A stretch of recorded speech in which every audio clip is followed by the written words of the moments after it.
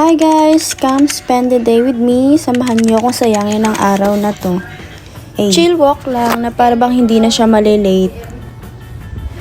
So this is the view guys on the way to my school sa kitchen namin. Ayan, kasi practical namin today. Ito yung street na lagi ko nakikita sa mga movie and I can't believe nakita ko sila in person.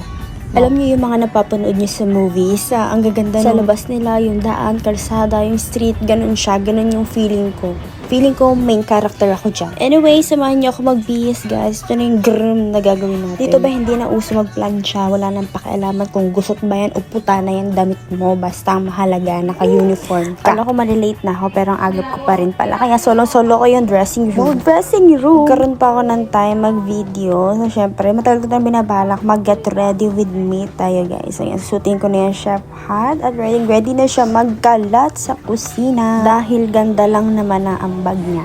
Charot. And ito na nga yung mga gagawin namin. Ready namin ang mga ingredients para sa aming lulutuin at hindi naman siya makalat, diba? So, bali, every Monday kami nagpa-practical and Tuesday is our theory at ayan ang aming chef. At ready na nga kami magkalat, guys. Ito nga pala yung aming mga niluluto. Hindi ko na sabihin kung ano dahil ang hirap niya banggitin. And a quick check of myself kung nakadikit pa ba yung pimple patch. Pag nagluluto nga pala kami guys, it's by group. And tatlo talaga kami dyan guys. Hindi ko alam kung nasan yun. Mas nagandahan nga dito guys is we are allowed to cook whatever we want after namin lutuin yung pinaka-atas namin. Kaya naman ang mga ate mo nagluto ng adobo. Because we love Filipino food so much. Tanong mo sa kanila, saan natin nilalagay yung soup? And yes, finally, this is the finished product. And after madugong labanan, ayan na siya.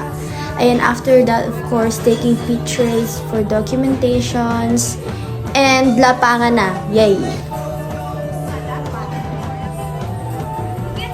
At dito na nagtatapos ang araw ko sa kusina. Ayun lang guys. Thank you sa pagsama. See you on my next one.